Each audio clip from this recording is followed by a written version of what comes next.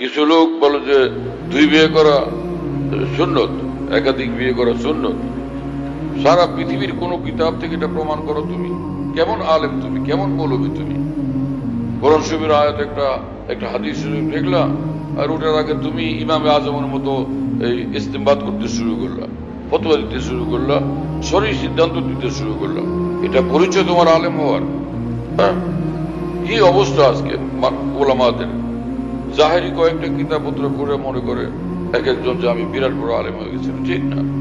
আলেম সে ব্যক্তি যা আকাবের উম্মতের দ্বীনি ব্যাখ্যার অনুসারী, হামিল, সে আলেমে দ্বীন। আকাবের দ্বীনের দ্বীনি ব্যাখ্যার অনুসারী যে সে আলেমে দ্বীন। আকাবের দ্বীনের দ্বীনি ব্যাখ্যার পরোয়াই করে না, নিজের থেকে ব্যাখ্যাদাতা, সে গুমরাহিতে লিপ্ত। কথা বুঝতেছেন প্রিয় বন্ধুরা? সমস্ত ফুকাহায়ে উম্মত এই কথা বলছেন। হানাফি মযহাবের ফুকাহা, শাফি মযহাবের ফুকাহা, মালিকি মযহাবের ফুকাহা, হাম্বলি মযহাবের ফুকাহা, সমস্ত ফুকাহায়ে কেরাম এই কথা বলছেন যে একাধিক বিয়ে করা কোনোভাবে সুন্নত না, বরং বৈধ, শরীয়তে বৈধ। যদি কারো দরকার হলো সে বিয়ে করলো, এটা অবৈধ হবে না, বৈধ হবে। কিন্তু এটাকে সুন্নত বলা সমস্ত ফুকাহায়ে উম্মতের বিরুদ্ধে সে কথা বলছে, শরীয়তের সিদ্ধান্তের বাইরে সে কথা বলছে। কথা বুঝেন নাই? এটা সুন্নত না, কোনোভাবে একাধিক বিয়ে করা সুন্নত না, এটা একদম নিশ্চিত। হ্যাঁ, এটা শুধু জায়েজ। কেউ যদি বিয়ে করে একাধিক, এটাকে বলা হবে না যে সে নাজায়েজ কাজ করছে, বরং শরীয়তে যা জায়েজ এমন একটা কাজ করছে। একজনে লাউ খাইলো, এটা কি জায়েজ না না জায়েজ? চুপ করে বসে আছে। আরে লাউ খাওয়া জায়েজ না না জায়েজ? জায়েজ। হ্যাঁ, একজনে কমলা খাইলো, জায়েজ না না জায়েজ? জায়েজ। একজনে গরুর গোশত খাইলো, জায়েজ না না জায়েজ? অনুরূপই একাধিক বিয়ে করাও জায়েজ। এখন তুমি লাউ খাও না, কেউ বলতে পারে তুই লাউ খাইলি না কেন? লাউ খাওয়া কেমন? তুমি লাউ খাইলি না, গরু গোশত খাইলি না কেন, পেরার গোশত খাইলি না কেন? হ্যাঁ, আরে ভাই তুই আনার খাইলি না কেন, কমলা খাইলি না কেন? বলা যাবে কাউকে কিছু? জায়েজ কাজ, খাইলো না খাইলে নাই। ঠিক একাধিক বিয়ের এই মর্তবা যে তুমি যদি বিয়ে করো একাধিক, সেটা শরীয়তে নিষিদ্ধ করে নাই, শরীয়ত নিষিদ্ধ করে নাই।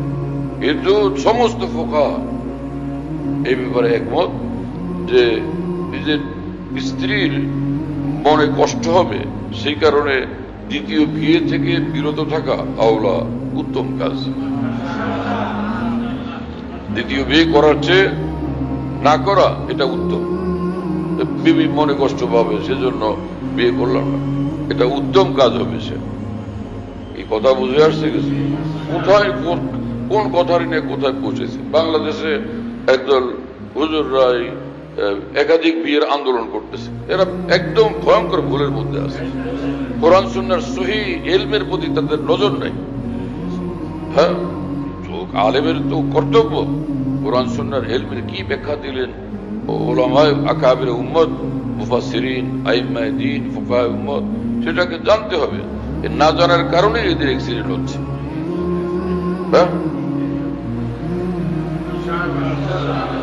এবং একই ঘটনা পাকিস্তানেও চলতেছে। ওখানে এক মৌলভী সাহেব ব্যাপকভাবে একাধিক বিয়ের জন্য আন্দোলন চালাইতেছে, একাধিক বিয়ে করো। ও কয়েকটা ঘরে আইনে পরে সবগুলো মিলে ঝগড়া লাগাইছে। এখন হুজুরে বসে হয়েছে পেরেশান যে করলামটা কি, আগে বুঝো নাই কেন? হ্যাঁ,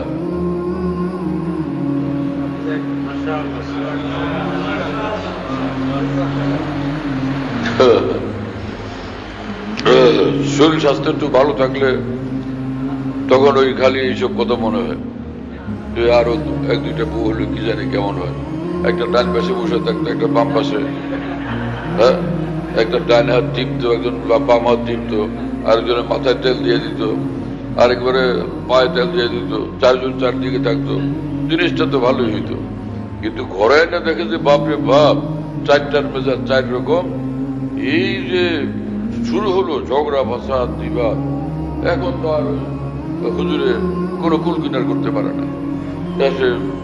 হয় মারামারি, আর না হলে যা আমি গিয়ে এক জায়গায় মসজিদের মধ্যে শুয়ে থাকি। এই পুরানো পল্টনে আমি ওই পুরানা পল্টন মসজিদে আমি ছিলাম, এটা কোন সালে জানি 84 সালের শেষ দিকে মনে হয়, কিছুদিন ওই মসজিদের ওখানে থাকতাম আমি। এক হুজুর ছিলেন, বড় বুজুর্গ মানুষ, ওনার ওখানে ছিলাম। তো ওইখানে এক লোক মসজিদে ঘুমাইতো প্রতিদিন। আর আমি খোঁজ নেবে লোককে যে দাউদ তাবলীগের এক পুরানা বড় সাথী, আর ওই যে মসজিদে রোজ মশারি টাঙায় ঘুমায়। কেন? বলে ঘরে জায়গা নেই। ঘরের জায়গাই নেই, তাহলে ঘরে ঢুকতেই দেয় না, তুই ঘরে আসবি না। তো নিজের বাবু আছে একটা, তারও দেখা করতে দেয় না ওই বউ, তুই ঘরেই আসবি না, আমার তোর ঘরে জায়গা নেই। সে কাকরাইলে মুরব্বীদের সঙ্গে মশওয়ারা করছে, আমি কি করব? বলো না, ওর উপরে ওর লোকে হইচি করো না, জুলুম করো না, তুমি সহ্য করো, তুমি সবর করো। তা আমি থাকবো, মসজিদে থাকো, এ থেকে আমি ঠিক আছে। এক যুগলে বিয়ে করার এত যে আন্দোলন করতেছ, পরে তো তালাশ করে দেখো অনেকের ঘরেই জায়গা নেই, তো তুই বাইরে থাকবি, ঘরে আসতে পারবি। কি যে পেরেশানি! কেন? দিনের বুঝ নাই, দিনের বুঝ নাই, আল্লাহর ভয় নাই এদের মধ্যে। দিনের জিন্দিগি এরা বানায়নি, কাজেই সে নিজের হকটা বুঝে আরেকজনের হক সে বুঝে না। এইরকম বউ যদি যারা আল্লাহ দিনের দিন বুঝে না, আল্লাহকে ভয় করে না, আল্লাহর হক বুঝে না, আখিরাতের ফিকির নাই, এরকম 3-4টা বিয়ে করে খালি ঝগড়ার মারামারি ছাড়া কিচ্ছু হবে না। খালি এত জাহের বিয়ে। আর গায়ের মোকালে দিনে তোমরা বিরুদ্ধে কথা বলো, তাহলে ওরা কথার গভীরতা বুঝে না, তুমি গভীরতা বুঝলে কোথা থেকে? আরে সাথী ভাবে দেখলা যে বিয়ে একাধিক করা, এটা খালি মাথায় আসলো, পরিণতি যে কি দাঁড়াবে এটা। বিয়ে তো করছো, কেউ কেউ আবার এই উপবাস করতে করতে কয়েকটা, এখন খবর কি সেটা শোনাও দেখি, সেটা আমাদেরকে একদিন মেম্বারে বসে শোনাও। আলহামদুলিল্লাহ আমি খুব সুখে আছি, আমার বউ সিদ্দিকা, তাহাজ্জুদ গুজার, দুজনের মিল মহব্বত, আমি বড় সুখী, সেটাও তো একদিন শোনাও। সেটা শোনাও না কিছু। হাকিমুল হক মাওলানা থানভী 2 বিয়ের কথা শোনায়, বলে উনিও 2 বিয়ে করছেন, মাওলানা মাদানী 2 বিয়ে করছেন, এগুলো শোনায়। আরে ভাই, তারপরে হয়েছে কি সেটাও তো শোনাও। হ্যাঁ, ইসলাম ইনকিলাব উম্মত কিতাবে সকল ঘটনাগুলি আছে। হযরত হাকিমুল হক থানভী রহমাতুল্লাহ আলাইহি তার স্ত্রী এমন প্রচন্ড প্রেশার দিয়েছে, কেন 2 বিয়ে করলো, ঘরের মধ্যে আগুন জ্বলতেছিল, হযরত থানভী বলে। তারপরে মাওলানা থানভী রহমাতুল্লাহ দ্বিতীয় বউকে তালাক দেওয়ার জন্য প্রস্তুত হয়েছেন, যে আমি ঘরের মধ্যে দিন রাতে যন্ত্রণা সহ্য করতে পারবো না, শেষে আমি দিনের কাজ কেমনে করবো। এই পরে সে দ্বিতীয় বিয়ের যে মানে দ্বিতীয় বউর বাবার সঙ্গে কথাবার্তা আলোচনা করে আগেছে, যে আমি আগুন থেকে মুক্তির জন্য আমার এটা ছাড়া রাস্তা দেখি না।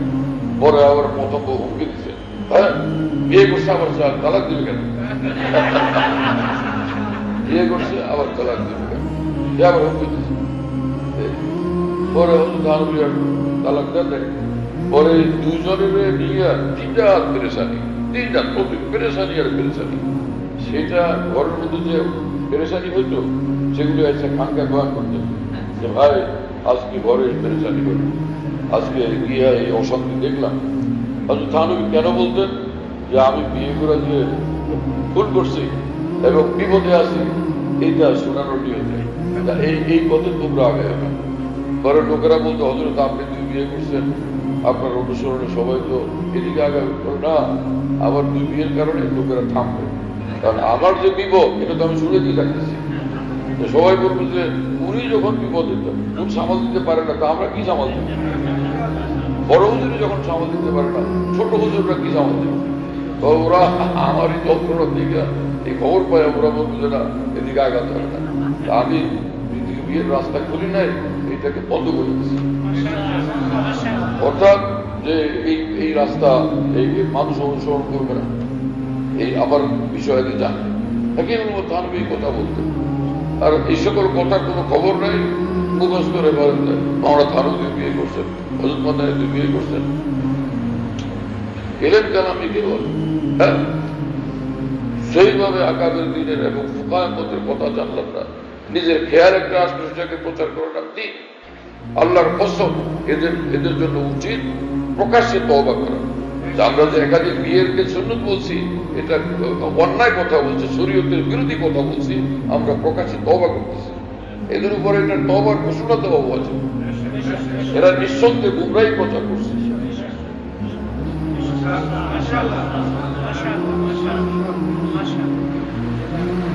আর না হলে যারা এগুলোর প্রচারক, তারা, আমি তাদের সঙ্গে বসতে রাজি। তারা কোথায় বসবে?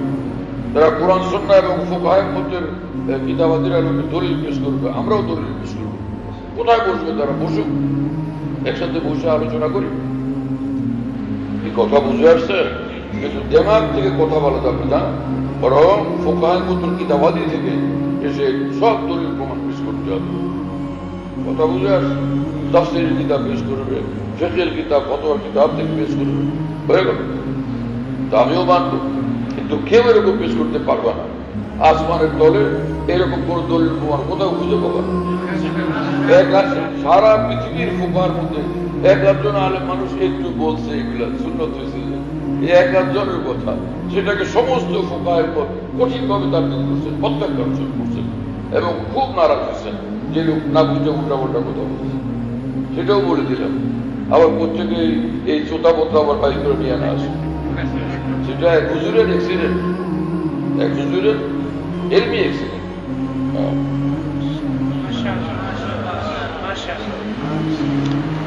কথা বুঝে আসছে ভাইরা? কে বুঝে আসছে? তোমরা বুঝবা করছে না। আগে থেকে যদি নিয়তি করে থাকো যে আমি 3-4টা 2-3-4টা নিবই, এখন তো মানতে চাইবে না। আজকের ওয়াজ মানলে তুই আছে, আমি একটু সমস্যা করি। যদি সমস্যায় পড়ো তো তাহলে মানলে সমস্যা করো, যাও 2-3 জন নিয়ে দেখো, পরীক্ষা করো, যে পরে গিয়ে দেখা যাবে তোমার হাসপাতালে ভর্তি করে আছে। হাসপাতালে গিয়ে ভর্তি হয়ে বসে থাকে।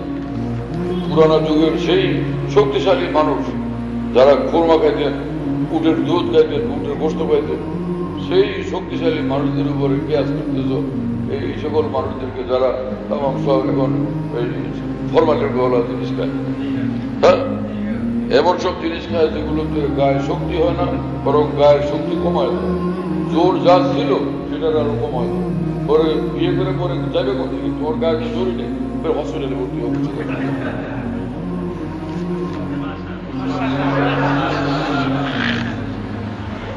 হামদর্দের ওষুধ দিয়ে তুলে দেবো না। যে অবস্থা এখন, যে খাওয়া দাওয়ার যে অবস্থা, এত দুর্বল শরীরে হামদর্দের ওষুধে বিষের টাকা কিভাবে?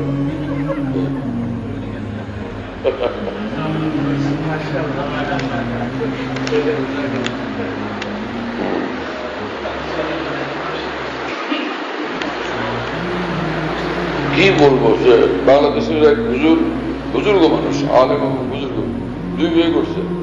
যে বিয়ের পর থেকে যে যুদ্ধ শুরু আজ পর্যন্ত থামেনি। 2 বউকে এক জায়গায় এক রুমে এক কামরায় আনতে পারে, 2 জায়গায় 2 বাসায় থাকে, তাও 2 জনের মধ্যে চরম যুদ্ধ। একজনের সঙ্গে আরেকজনের কোনো সাক্ষাৎ নাই। 2 জনের ছেলের, 2 জনের সন্তানদের মধ্যে পর্যন্ত কোনো মিল নেই। কোনোভাবে আজ পর্যন্ত এই বিষয়ের সমাধান হয় নাই। এই লোক, এই বেচারার জীবনটা একদম অতিষ্ঠ হয়ে গেছে, দুর্বিষহ হয়ে গেছে। কথা বুঝতেছেন না? যেহেতু আমার সঙ্গে মহব্বতের সম্পর্ক, মাঝে মাঝে এগুলি বলেন যে অবর্ণনীয় কষ্টের কথা বলতে থাকে, অবর্ণনীয় কষ্ট। এবং ছেলেরা বিগড়ে গেছে, কয়েক ছেলে, অথচ সবগুলো ছেলে আলেম, কিন্তু ছেলেরা সবগুলো চরমভাবে বিগড়ে গেছে। বাবার সঙ্গে এমন সব ব্যবহার করে যা ভাষা ব্যক্ত করার কথা। কথা বুঝতেছেন প্রিয় বন্ধুরা? তো পরিণতি কোনোভাবে সুন্দর হলো না, ভালো হলো। আমরা কি আল্লাহর ইবাদত বন্দী করবো? না, 3 রাত 2 ভোর ঝগড়া দেখলাম, আবার পরে ঝগড়া থামাইলাম। বলে কি আমল? বলে ঝগড়া থামানোর নেক আমলে মশগুল আছে। হ্যাঁ, ঝগড়া থামানোর নেক আমলে মশগুল থাকতে চাইলে সেটা একটা ব্যাপার চিন্তা করতে পারে। আর যদি মনে করে যে না খালি নেক আমলে থাকি ইবাদত, তাহলে ঝগড়ার পথে না যাওয়া চাই।